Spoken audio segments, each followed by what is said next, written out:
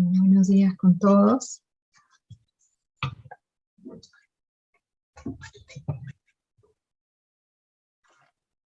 Inicio Recording in la progress. clase de hoy relacionado al método científico, ¿no?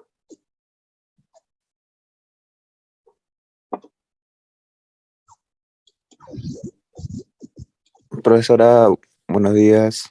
¿Qué Buenos tal? días.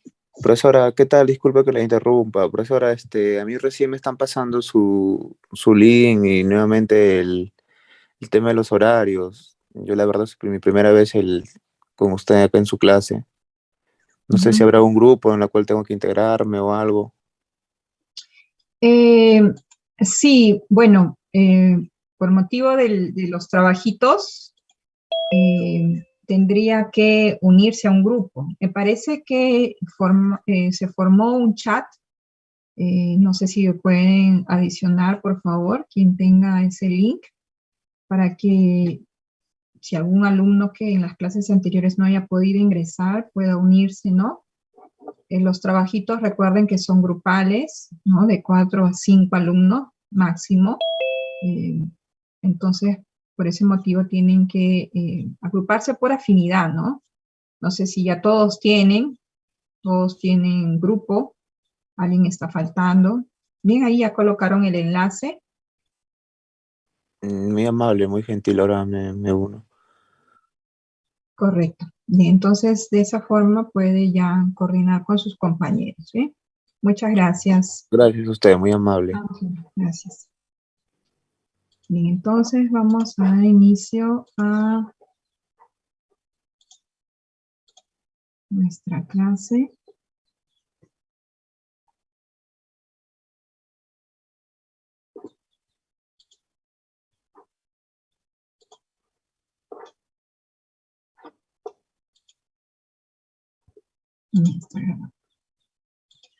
Correcto. Bien, entonces habíamos hablado en clases anteriores ya sobre biología, ¿no? Habíamos dicho que la biología es una ciencia, ¿no?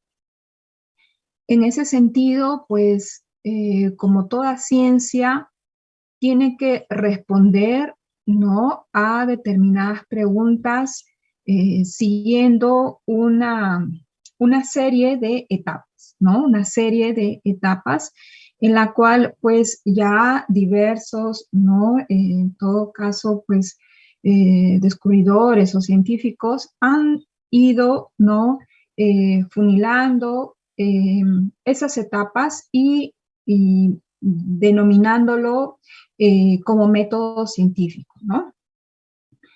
Existen, pues, diversas formas o contextos de ver un problema, ¿no? De ver una situación o un problema, una pregunta que tiene que ser, en todo caso, resuelta, ¿no? Esto está también relacionado con la experiencia que pueda tener el científico, ¿no? Entonces aquí, y las preguntas que en todo caso se realicen, ¿no? Entonces ven dos personas que están observando primero, ¿no? Probablemente la problemática que se les presenta. Y aquí pues les traigo también a otro, ¿no? Otro personaje que en todo caso vamos a ver si considerar, ¿no? En todo caso, pues, ese mundo, ¿no? Un poco diferente al nuestro, también podría ser denominado como ciencia, ¿no? Bien, entonces, nosotros en circunstancias, ¿no? En diferentes circunstancias nos vamos realizando preguntas, ¿no? Como quién no ha sentido, ¿no? Una curiosidad por saber cómo funciona un determinado organismo, ¿no? Un determinado individuo, un determinado cuerpo. ¿Qué estructura es capaz de formar y hacer funcionar una máquina perfecta, ¿no? Como un ser vivo, ¿no? Con todas sus características que ya hemos ido mencionando. Si alguna vez ¿Ha habido alguna duda de que algún otro ser vivo, en el caso, ¿no?, de un hongo, pueda ser diferente, ¿no? Pueda ser un ser inanimado en todo caso, ¿no? Si todos los organismos tendrían de repente las mismas estructuras, ¿no? Si están formados por esas mismas estructuras. Y en ese sentido nos vamos realizando, ¿no? Vamos colocando preposiciones como ¿cómo sucede esto, no? ¿Para qué sucede esto? ¿Cuáles son los motivos, las causas? ¿Cómo se puede saber el origen, ¿no?, de determinado problema? Y hacer suposiciones, ¿no? ¿Qué pasaría si, ¿no?, determinada cosa va en otro sentido, ¿no? Entonces, esas son algunas de las preguntas que generalmente han predominado, ¿no?, en muchos científicos, ¿no? De alguna forma, a lo largo de la historia, ¿no? Y siguiendo, ¿no?, una línea de tiempo de la historia, ¿no?, de la humanidad, vemos aquí diferentes etapas, ¿no? Paleolítico, en el caso de la prehistoria, ¿no? La edad antigua, la edad media, la edad moderna. Déjenme sacar el puntero. Una edad moderna, una edad contemporánea, ¿no? Entonces, si nosotros vemos aquí en esta, nos detenemos un momento, ¿no? En la edad antigua vemos que, por ejemplo, en todo caso, grandes, ¿no?, científicos que establecieron muchos de las leyes, como Sócrates, Platón, Aristóteles, pertenecían, ¿no?, a esa antigua Grecia. Y que se asumía, en todo caso, las preposiciones que ellos colocaban como irrefutables, ¿no? Y que seguía, pues, un lineamiento un poco más reflexivo, ¿no? No necesariamente siguiendo algunas etapas que hoy en día conocemos como parte de un método científico. Y es en la etapa, ¿no?, del Renacimiento, ¿no?, en la Edad Moderna, alrededor, pues, de 1500, ¿no?, que comienza, pues, ya una serie de cuestionamientos, ¿no? Comienzan a refutarse algunos de los principios que ellos colocaron, ¿no? Entonces comienza a experimentar y tratar de corroborar algunas de las leyes que ellos colocaban, ¿no? Entonces, en esta etapa del Renacimiento, ¿no?, surgen algunos personajes interesantes, que vamos en todo caso a salientar. Surgen muchos, como ustedes van a poder ver, muchos personajes que han, en todo caso, cambiado y han revolucionado, ¿no?, la historia. Algunos de ellos, ¿no?, por ejemplo, estos grandes científicos del Renacimiento, podemos mencionar a Galileo Galilei, ¿no?, un italiano que demostró, ¿no?, nuevas teorías astronómicas, ¿no? Y de alguna forma, pues, se reveló con algunas, en todo caso, denominancias, ¿no?, que ya realizaba inclusive la Iglesia en esa etapa. Entonces, Galileo Galilei es conocido como el padre de la ciencia moderna, ¿no? En ese sentido, pues, porque realiza, ¿no?, una serie de experimentos para corroborar su teoría, ¿no? Rompe con esa idea que todo conocimiento tiene que ser obtenido de la reflexión, ¿no? Y más bien coloca ya la parte experimental como algo predominante. Entonces, él introdujo, ¿no?, digamos, de alguna forma, no exactamente con esas palabras, ¿no?, pero la secuencia de lo que sería, ¿no?, el método científico.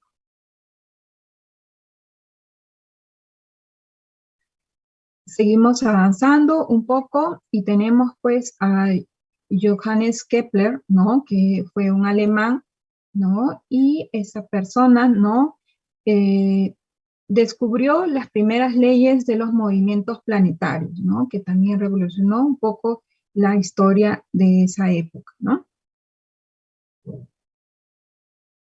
Y otro de los grandes pues, científicos de esta era del Renacimiento, ¿no? Es el inglés, ¿no? Isaac Newton, que como todos sabemos, que hemos venido aprendiendo, ¿no? Han establecido pues diversas leyes y teorías, ¿no?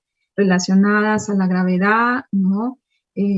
Relacionadas también a una ciencia moderna, diversos teoremas, como el teorema binomial generalizado, definió la forma de la Tierra, trabajó en lo que viene a ser la física, ¿no? Definición de la óptica, identificó la luz como fuente de la sensación de color, ¿no? Inventó el primer telescopio reflector, ¿no? Realizó una serie de inventos, ¿no? Y estableció una serie de leyes, ¿no? Que hoy en día conocemos. Es un personaje también bastante controvertido, ¿no? Porque algunas veces decían de que pues no dejaba de que otros científicos de menor renombre, ¿no? Surgieran. Inclusive me parece que también estuvo pues ligado a la política de ese entonces, ¿no? Era un personaje bastante influyente, ¿no? También debido a su gran trabajo. Pero una de las cosas que él resaltó y que se destaca en muchos libros es lo que él decía, ¿no? Que solamente había podido llegar a conocer o a resolver esas leyes porque se había apoyado sobre hombros gigantes, ¿no? Es decir, sobre antiguas leyes que ya venían, ¿no? Digamos, siendo publicadas en esta etapa, ¿no? Es decir, que recurrió a la búsqueda de información previa para llegar a todos estos, ¿no? A todos estos inventos. Y eso es algo muy importante en el método científico, ¿no? Porque nosotros hoy en día, que digamos que algunas ciencias básicas se conocen, no partimos de cero, ¿no? Partimos desde la base de un conocimiento ya previo, ¿no? Entonces, si bien es cierto, podemos hacer ciencia básica, pero existe ya alguna información y esa información nosotros lo tenemos que rescatar, ¿no? Y en todo caso aprofundar otro aspecto, ¿no? Pero el hecho de conocer otros principios o otras etapas en las cuales se han ido publicando, ¿no? Previamente, es muy importante salientarlo, ¿no?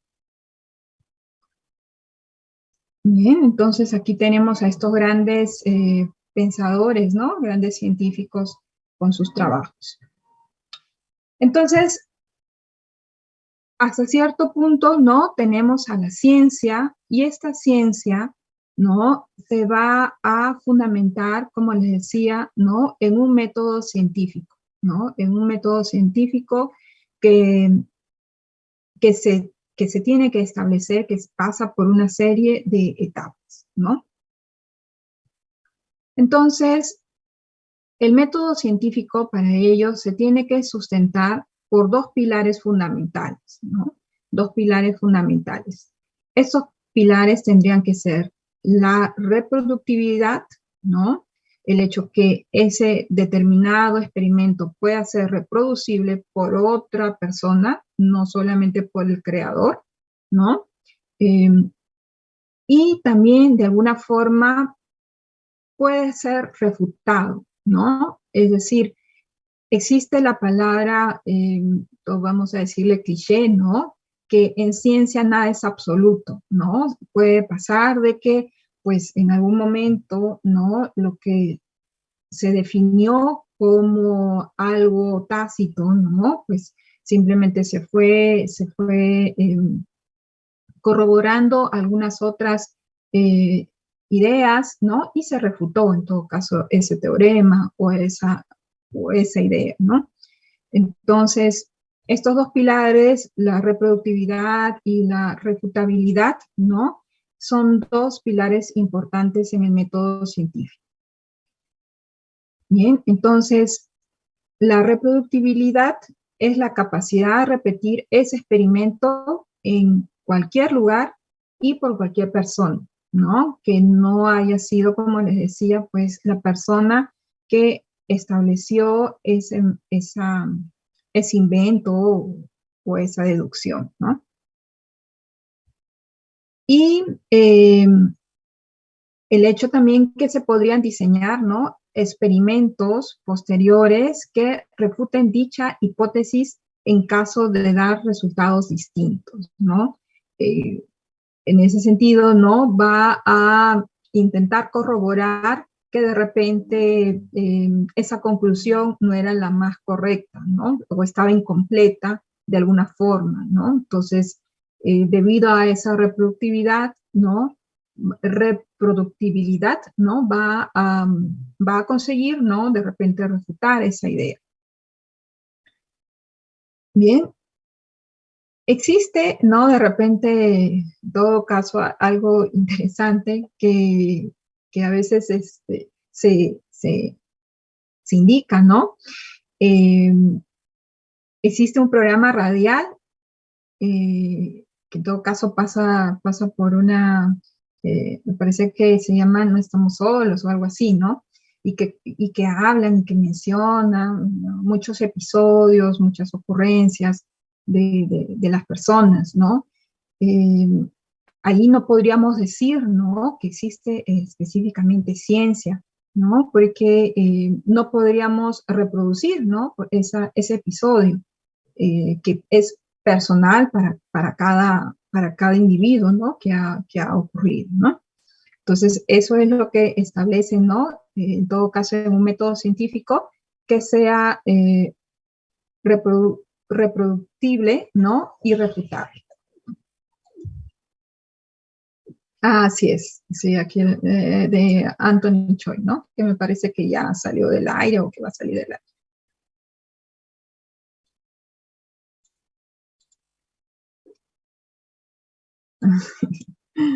Bien, entonces, ¿qué sería el método científico, no? El método científico es un conjunto de procedimientos lógicos y ordenados que se siguen en una investigación, ¿no? Tiene que cumplir etapas para obtener un conocimiento válido, ¿sí? Entonces son procedimientos que van a llegar, que proceden de una lógica, ¿no?, en una forma ordenada para obtener una respuesta, para dar una respuesta, ¿no? Es toda una secuencia, digamos, ¿no? Son etapas. Entonces, ¿cuáles serían esas etapas, no? Vamos a ver si funciona. Bien, entonces las etapas serían primero, ¿no? Primero la observación. Primero la observación.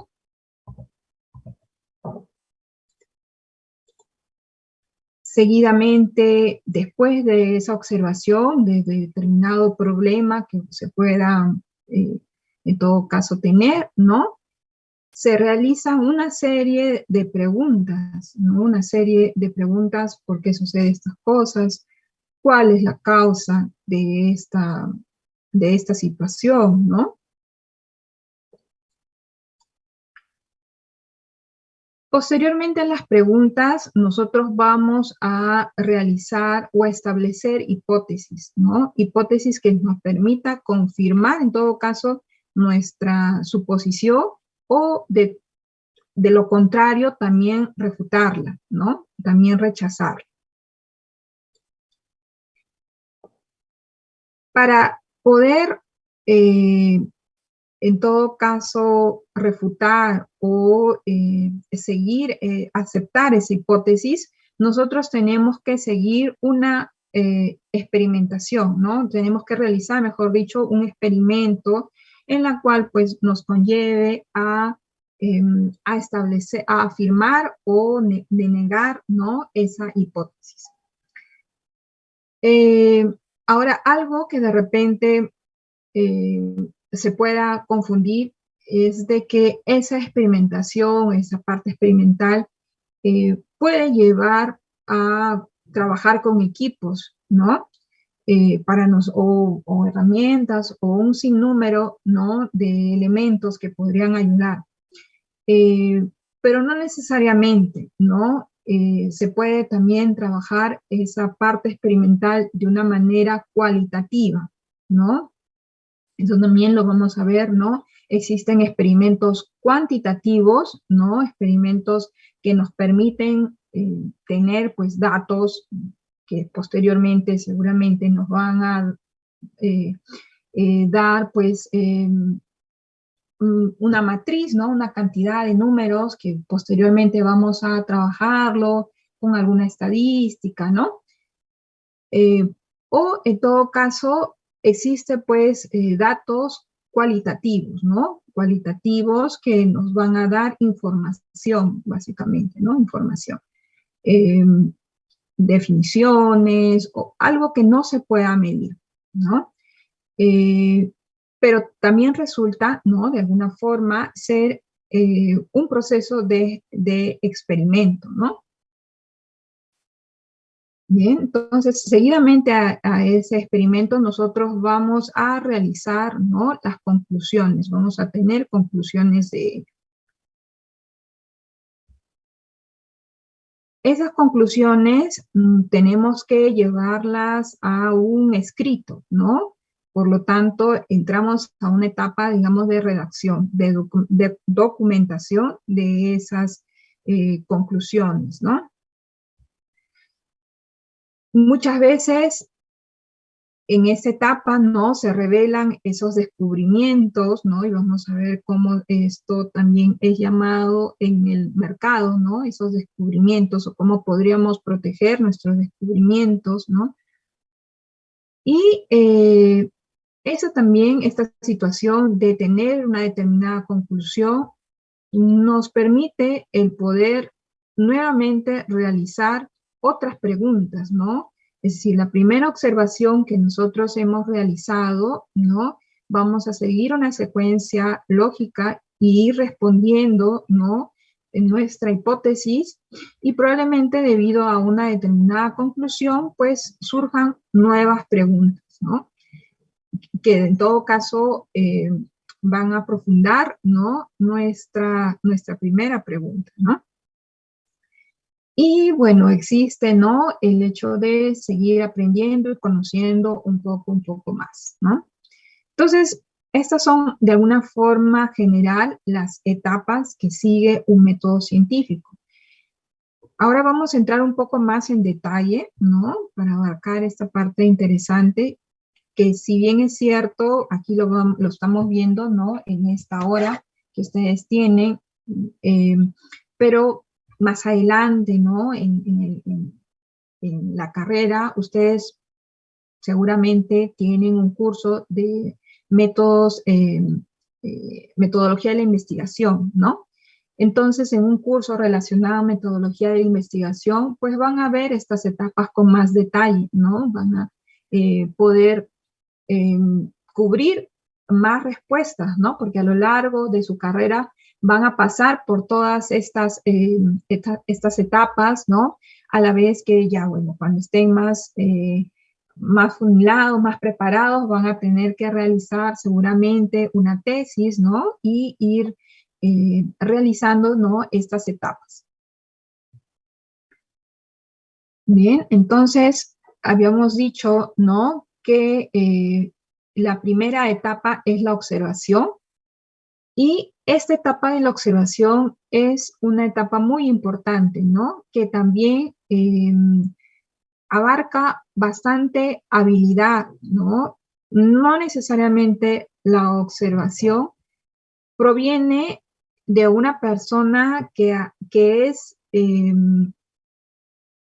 puede ser una persona preparada en el área, pero en todo caso puede ser una persona que simplemente tenga una curiosidad muy grande, ¿no? Que sea observadora, ¿no?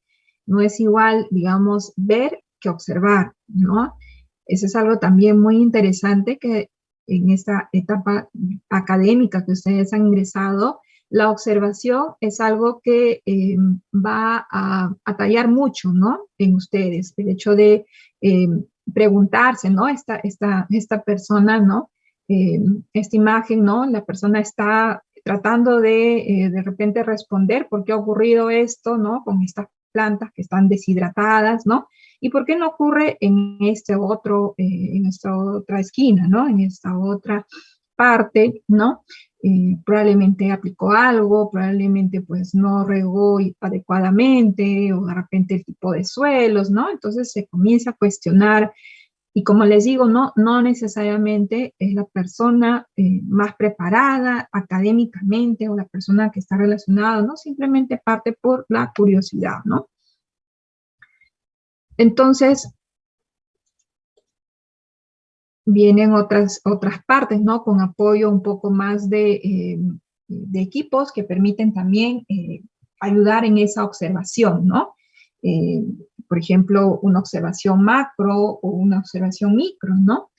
También talla en esta parte, ¿no? Apoya en la parte de la observación. Bien, entonces, por ejemplo, ¿no? Se realiza, ¿no? De repente ustedes han visto, ¿no? Algunas aves que tienen esta plaquita, ¿no? Esta plaquita aquí que van anillando en todo caso, ¿no? Para que puedan tener de alguna forma un control, ¿no? El anillamiento de las aves, ¿no? Un control que pues de alguna forma les permite observar su comportamiento de algunas aves, ¿no? En la etapa migratoria, ¿no? En esa etapa migratoria. Al tener, pues, grandes, ¿no? Al tener grandes preguntas, de repente, pues, de cambio de hábitat, ¿no? Algún problema de contaminación ambiental, ese anillamiento que puede venir, ¿no? Con algún chip les permite poder responder en todo caso, ¿no? Les va a permitir responder algunas preguntas, ¿no? A los investigadores, ¿no?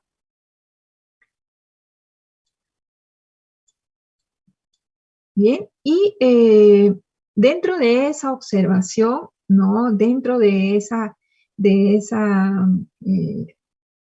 habilidad, ¿no? Que la persona va obteniendo, ¿no?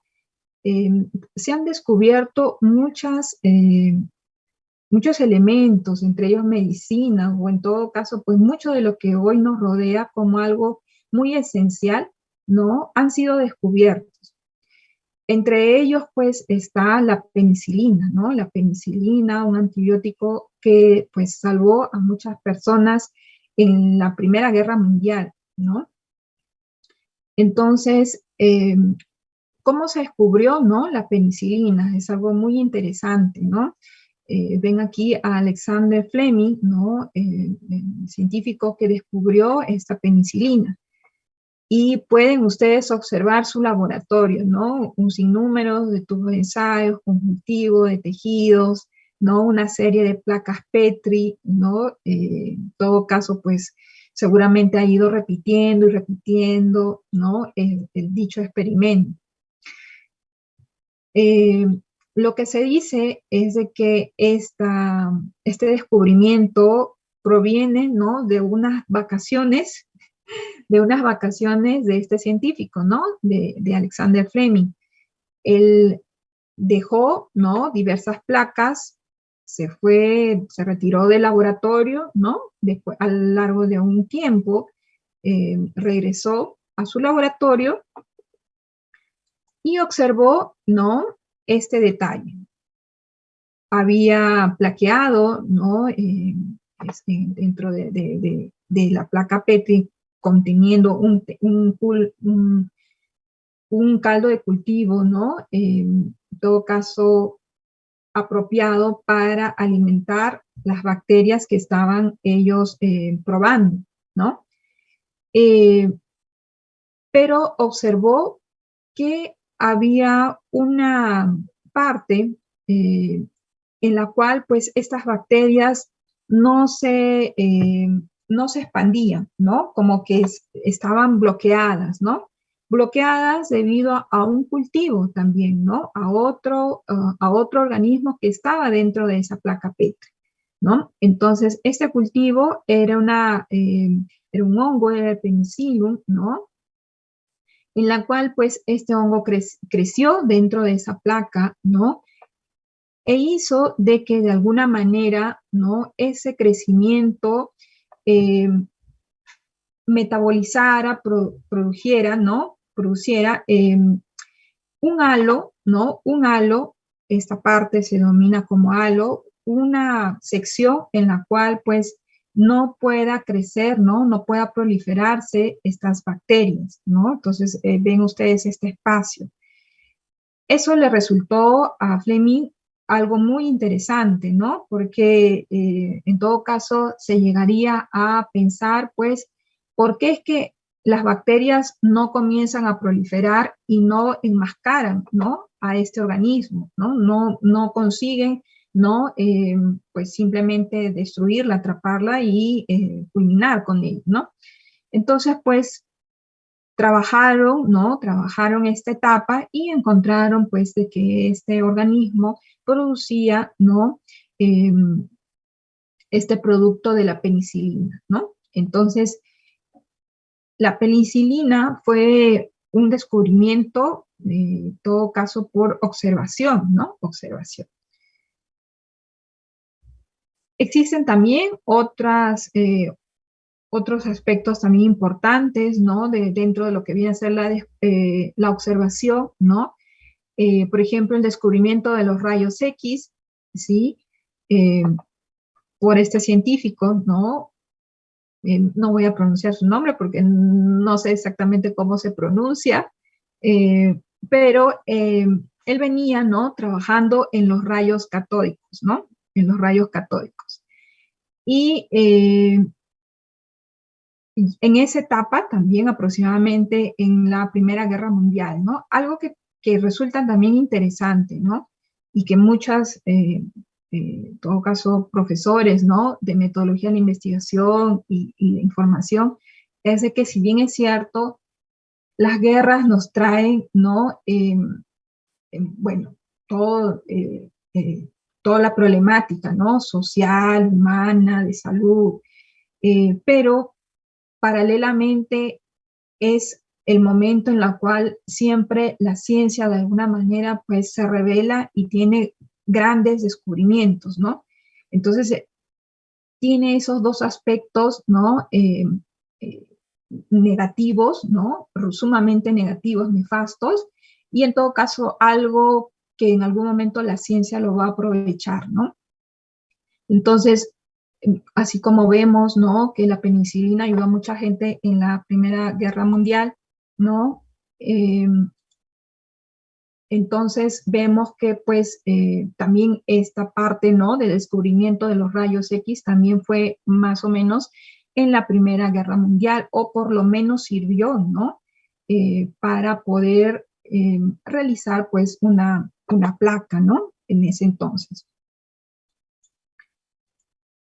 Entonces, lo que vino trabajando, ¿no? Vino trabajando es en estos rayos catódicos y consiguió observar, ¿no? Consiguió observar una luminiscencia utilizando, ¿no?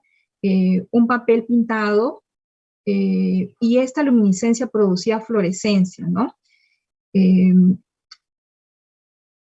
no sabía exactamente, ¿no? Qué era lo que estaba impregnándose, pero lo que decía, ¿no? Que habían como rayos invisibles que se originaban en este tubo, ¿no? Se dice, ¿no? Que él trató de su primera, ¿no? Placa fue con su mano, ¿no? A una determinada distancia del tubo, ¿no? Pero lo que sale también, en todo caso, publicado, ¿no? Porque intentó siempre que su descubrimiento sea de alguna forma reconocido por él, ya que venían trabajando mucho en estos rayos catódicos, ¿no? Y bueno, para no perder en todo caso la originalidad de él, pues envió, ¿no? Envió esta primera placa de rayos X de la esposa, ¿no? eh, esta placa, ¿no? Con pues el anillo, ¿no? De matrimonio de ella, ¿no? Es la mano, ¿no? De la esposa, ¿no? Entonces, también esta parte, ¿no? De un descubrimiento bastante importante, ¿no? Y así como ello pueden haber muchos, ¿no? Aquí un compañero dice, pues, los avances, ¿no? Si es el momento más interesante, de alguna forma, ¿no? Que ocurre para la ciencia en esos momentos, ¿no? Y lo vemos hoy en día, ¿no? Tanto avance también médico en relación al virus que nos atacó, ¿no? Bien, entonces esa parte, ¿no? De la observación, muchas veces, como les digo, viene también sobre personas que vienen trabajando en ello, ¿no? O simplemente pues ser un poco más habilidosos en la observación en el detalle, ¿no? Entonces, muchas veces vamos a colocar un problema para poder establecer el método científico. Por ejemplo, vamos a poner el caso, ¿no? De la obesidad infantil, una problemática mundial, ¿no? Y también en nuestras ciudades, principalmente las urbanas, ¿no? Y por qué no, también está ocupando por lo menos las rurales y en la capital, ¿no? Algo que resulta también una situación bastante seria porque, pues, eh, niños obesos, ¿no? Tienen habilidad de desarrollar desde muy temprana edad, ¿no? Y también en su adultez, ¿no? Cardiopatías, problemas, pues, con la diabetes, ¿no? Hipertensión, ¿no? Trastornos musculares, ¿no? O trastornos óseos, ¿no? Y algunos problemas también respiratorios producto al sobrepeso, ¿no? Entonces, en ese sentido, ¿no? Viendo de que hoy en día es una problemática mundial, eh, los, las personas dedicadas a los alimentos han establecido como una denominada forma, ¿no? De ciencia gastronómica, ¿no? Existe el término ciencia gastronómica, en la cual pues van en busca, ¿no? De repente de alimentos más nutritivos, ¿no? De repente enmascarar, ¿no? Ese amargor que de repente pues pueda tener un vegetal, ¿no? No necesariamente colocarle glucosa, ¿no? A algo, ¿no? Sino simplemente por ahí disimular, ¿no? Algo con algún producto sano, saludable, ¿no? Por ejemplo, pues puede ser una preparación de un snack, ¿no? Un snack saludable, ¿no? Me parece pues que hay eh, una persona que viene también del agrario, si no me equivoco, ¿no? Que trabaja con, pues, galletas, ¿no? Galletas, en sí hay muchas personas que han establecido, ¿no? Ese tipo de alimentos, galletas fortificadas, ¿no? Principalmente para nuestros niños de los Andes, ¿no? Bien, entonces, esa ciencia gastronómica realiza pues una serie, ¿no? De averiguaciones, ¿no? Búsqueda de información de, pues, productos que podrían ser favorables, ¿no? A la salud. Bien, entonces nuestra problemática en nuestro país también es una problemática, como les decía, de anemia, ¿no? De anemia frecuente en zonas altoandinas, ¿no? En zonas altoandinas.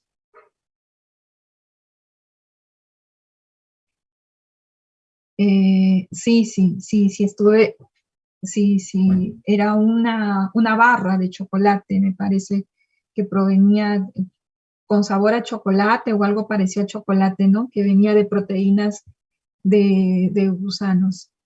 Sí, sí, tuvo bastante publicidad. Bien, entonces nosotros tenemos aquí también en nuestros Andes, ¿no? Un problema de salud pública, ¿no? Como es la frecuencia de anemia ferropénica, ¿no? Infantil, ¿no? Y, perdón, que produce pues esta anemia, ¿no? Va a producir efectos negativos en el desarrollo cerebral, motriz, ¿no? Cognitivo, de atención, ¿no? De los niños, ¿no? Ustedes saben que de repente subiendo, ¿no? A los Andes de por sí ya hay una problemática, ¿no? Una problemática pues de falta de oxígeno, ¿no? Y de alguna manera pues esto está relacionado con esa anemia frecuente que tienen los infantes, ¿no? En esas altitudes, ¿no? Eh, Algunos nutricionistas, ¿no? Que ya han venido trabajando desde hace muchos años, ¿no? Han establecido inclusive correcciones, ¿no? Correcciones en la toma de muestra, ¿no? Para poder tomar en cuenta las altitudes que nosotros vamos teniendo, ¿no? Principalmente eh, esto se ve en Ecuador, en Bolivia, ¿no? En Perú, ¿no? Que tenemos esos Andes en la cual pues están las personas habitando, ¿no? En partes muy altas. Entonces, de alguna manera, pues utilizan, ¿no? Utilizan algunos productos, ¿no? De su ambiente, de su hábitat, que podría pues fortalecer eh, esa problemática, ¿no? Podría ayudar en la alimentación, ¿no? Por ejemplo, tenemos nosotros el coyuro, ¿no? Que es una cianobacteria que en todo caso tiene muchos minerales, ¿no? Y que podría pues ayudar y aportar mucho, ¿no? Más allá de repente de algún medicamento que podría ser proporcionado por el Estado, ¿no? En todo caso, salientar algunos productos, alguna biodiversidad del ambiente, pues ayuda muchísimo, ¿no? Para para mejorar esa problemática, ¿no? Para ayudar a resolver esa problemática. Bien, entonces, esas son algunas de los problemas, ¿no? Que podemos ver, ¿no? Y en todo caso siempre nos vamos a establecer, nos vamos a cuestionar con muchas preguntas, ¿no? Durante la investigación. Entonces podemos tener preguntas de tipo de descripción, ¿no? De explicación, de generalización, de comprobación, de predicción, de gestión, ¿no? Y una serie de predominios que que podemos utilizar, ¿no? Para ir respondiendo, ¿no? Ir respondiendo a esas preguntas. Entonces, les decía, ¿no? Para resolver esas preguntas, ¿no? Esa problemática, nosotros vamos a establecer una hipótesis, ¿no? El método científico está fundamentado en esa hipótesis que se va a establecer, ¿no? Entonces, la formulación de una hipótesis es una proposición que aún no ha sido corroborada y a partir de la cual se puede desarrollar la investigación, ¿no? Esa etapa es una etapa muy interesante porque va a abarcar, ¿no? La experiencia de cada, por ejemplo, integrante de ese grupo de investigación. Hoy en día, muchos de los trabajos no son realizados de una forma individual, ¿no? Mucho se utiliza el término interdisciplinaridad, ¿no? O ser integrados con otros grupos, ¿no? ¿Por qué realizamos esa búsqueda, ¿no? Con otras personas, con otros conocimientos? Porque eso nos permite poder entender la magnitud del problema, ¿no? Muchas veces, bajo nuestro punto de vista, podemos verlo de una forma, pues, ambiental, de repente, ¿no? Pero puede haber otros enfoques, ¿no? De repente un poco más químico, un poco más físico, ¿no? Y eso, en todo caso, pues abarca esa parte de interdisciplinaridad, ¿no? Entonces, les decía que la hipótesis no puede ser verdadera, ¿no? Es decir, si es la correcta, o también podemos refutar, ¿no? confirmar o descartar que no es posible concluir, en todo caso también podemos generar a través de esa hipótesis. Es decir, que podemos aceptar, rechazar o en todo caso también decir de que no podemos con esa hipótesis realizar una conclusión, ¿no? Es decir, que no llegamos a un consenso, ¿no? A eso me refiero. Características de la hipótesis, ¿no? En el caso, ¿no? Que las variables con las que se quiere probar una hipótesis deben de ser reales y tener relación con dicha hipótesis, ¿no? Las variables sobre las que se fundamenta una hipótesis deben de poder ser cuantificadas y estudiadas, ¿no? En el caso que puedan ser cuantificadas. Cuantas más variables contemple una hipótesis, mayor será la dificultad para probarla, ¿no? Esto es en el caso, pues, que se establezca una problemática mayor, ¿no? Y nos ponemos, pues, unas preguntas que queremos responder muy grandes y no podemos nosotros simplemente trabajar sobre ello, ¿no? Genera, pues, una problemática grande que no podemos manejar, ¿no? Entonces, también podemos separar a la hipótesis como tipos, ¿no? Tipos de hipótesis. Pueden ser hipótesis inductiva, puede ser hipótesis deductiva, ¿no? Hipótesis analógica, ¿no? Dentro de la inductiva son las que resultan de un proceso de análisis que va de lo particular, un caso concreto, a lo general, ¿no?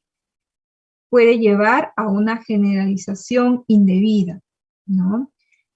Deductivas es en el caso que son aquellas que estudian mediante un método deductivo, es decir, cuando se va de lo general a lo particular, ¿no?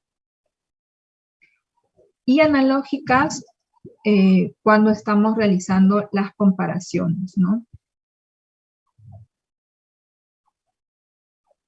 Tipos con respecto a su alcance, ¿no?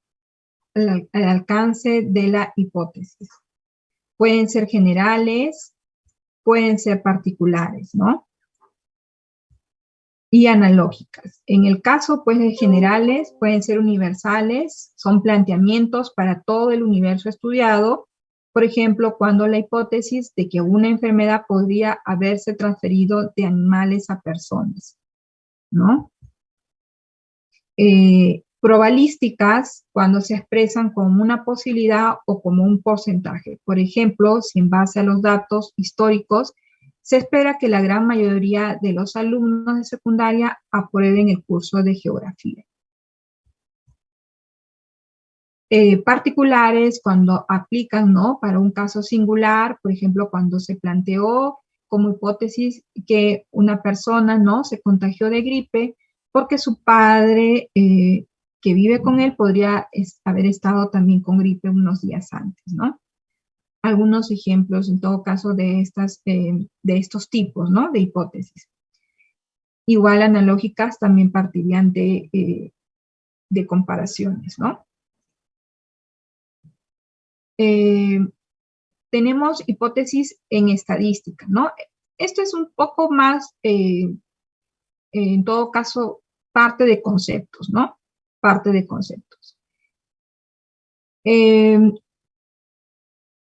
Nosotros cuando hacemos una hipótesis, ¿no? Les decía de que podemos llevarlo a un planteamiento obtenido, ¿no? Los resultados podemos trabajar a través de un programa, ¿no? Que nos permita, que nos ayude, en todo caso, a aceptar o refutar dicha hipótesis, ¿no? Entonces, para este programa, generalmente eso es un programa estadístico, ¿no? Que más adelante ustedes lo van a llevar, ¿no?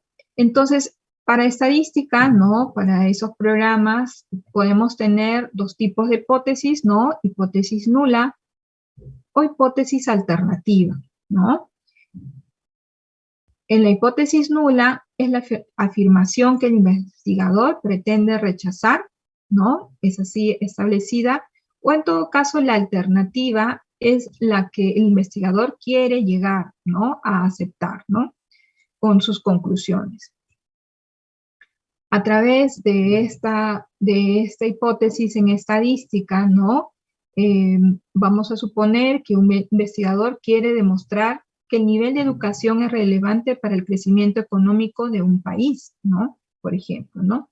Entonces, en la hipótesis nula de su análisis econométrico, ¿no? Puede ser que los años promedio de instrucción de la población no tienen correlación con el producto, ¿no? Interior bruto per cápita del país. O en todo caso, no, la hipótesis alternativa es que ambas variables sí dependen entre sí, ¿no? La segunda de la primera. Otro ejemplo, ¿no? Imaginemos que somos trabajadores de una residencia de ancianos y tras observar a las personas que se alojan ahí, deducimos que la esperanza de vida de las mujeres es superior a la de los hombres, ¿no? Entonces, hipótesis nula, que los hombres tienen una esperanza de vida igual o superior a las mujeres, ¿no? Y la hipótesis alternativa indicaremos que las mujeres tienen una esperanza de vida superior a la de los hombres, ¿no? Entonces, estaremos trabajando con ese programa estadístico la afirmación de que queremos rechazar, ¿no? Que los hombres tienen una esperanza de vida igual o superior a las mujeres, ¿no? Para aceptar que las mujeres tienen una esperanza de vida superior al de los hombres, ¿no? Ese es en el ejemplo, ¿no? Que se está estableciendo en esa hipótesis debido a la observación de los trabajadores, ¿no? Del personal de esa residencia de ancianos.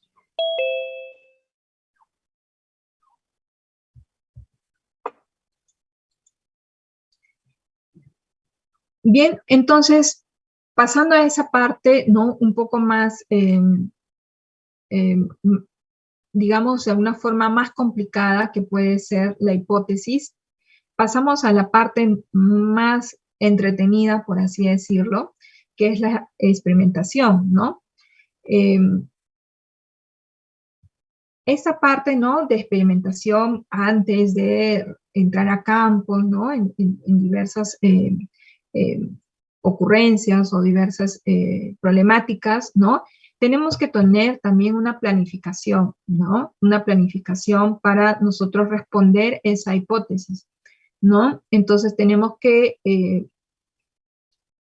plantear experimentos basados en las respuestas que nos va a conllevar a aceptar o rechazar dicha hipótesis, ¿no?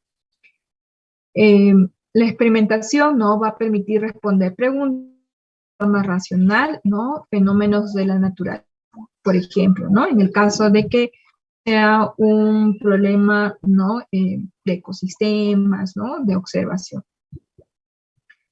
En esta parte de experimentación, ¿no? Vamos a hacer un sinnúmero de mediciones, ¿no? Un sinnúmero de mediciones que nos va a poder llevar a dicha, ¿no? Respuesta.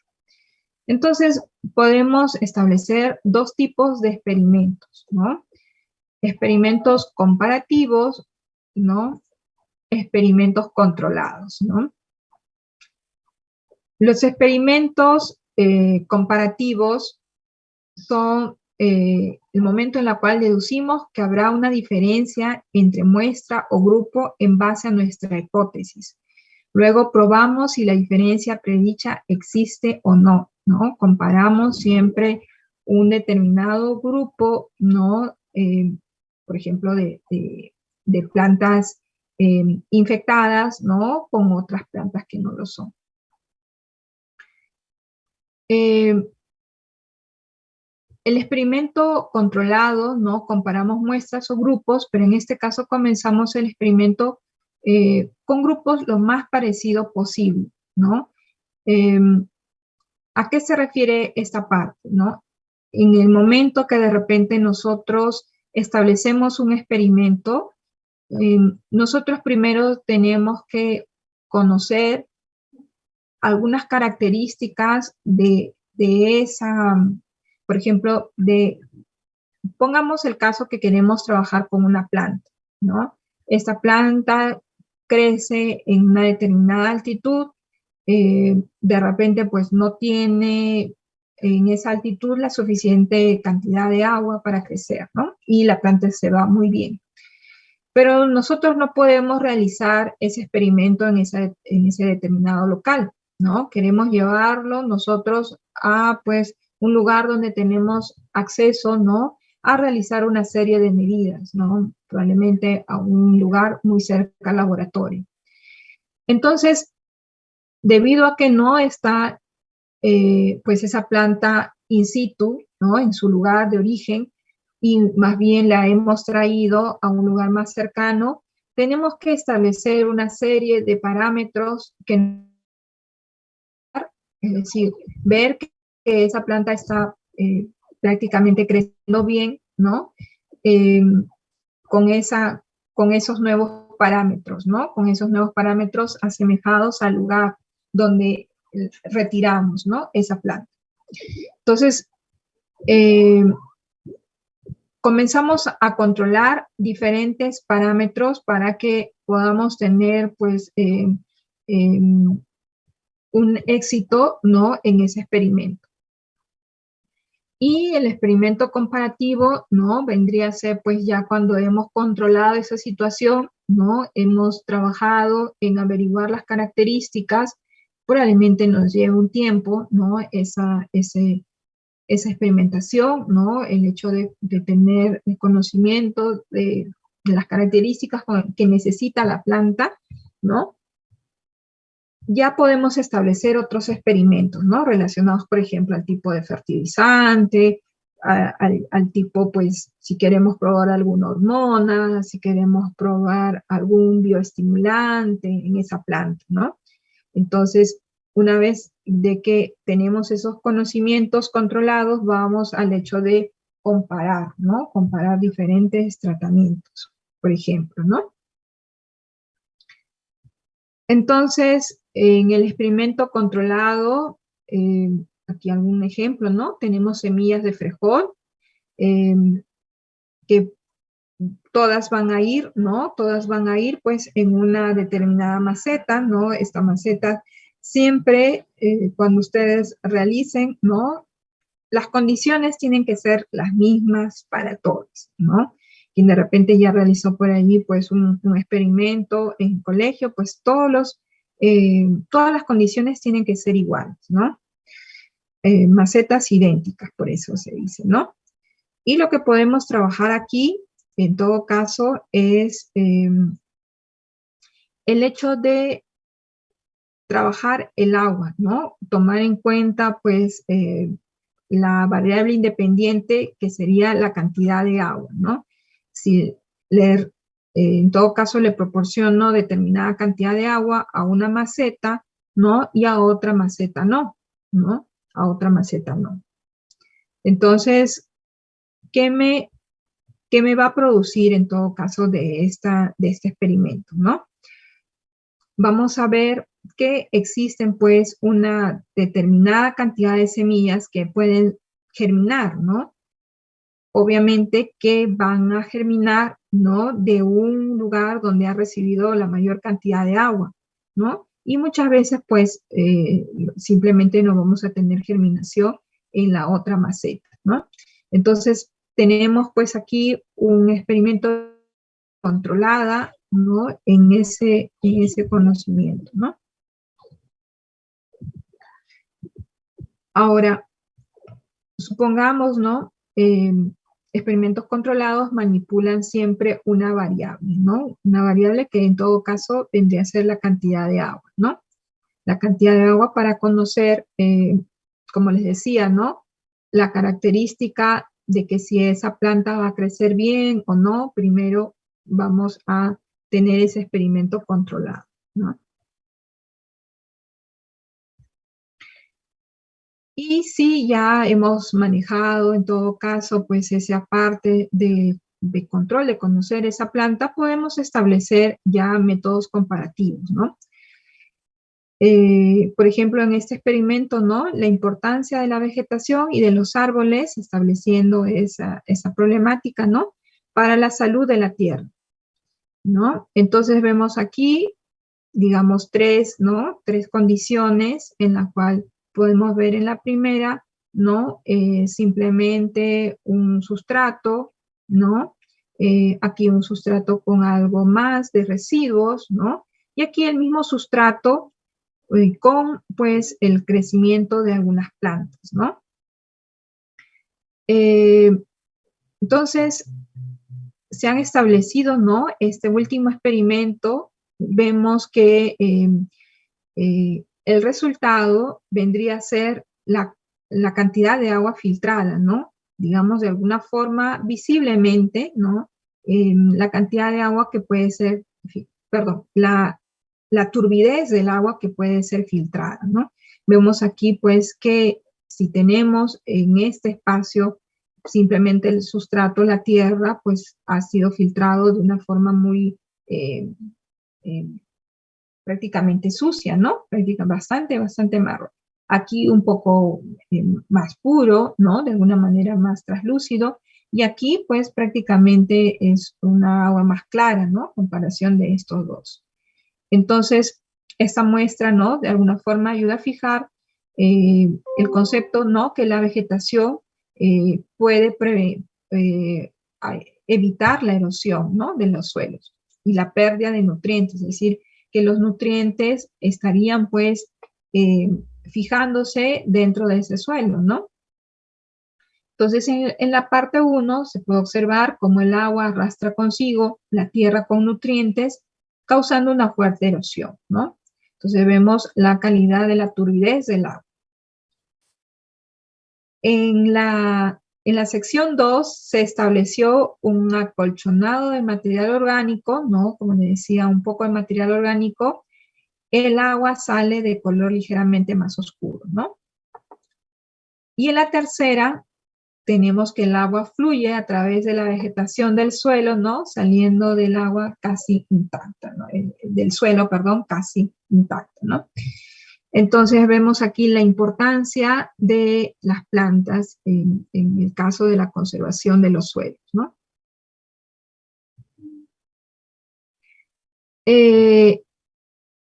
Podemos establecer también algunas mediciones, comparación de estos comparando esta turbidez, ¿no? Diversos análisis que podemos establecer, ¿no?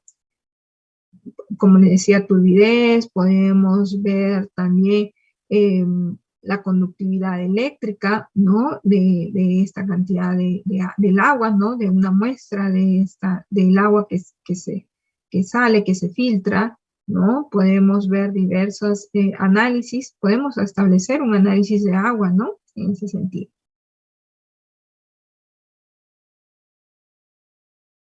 Bien,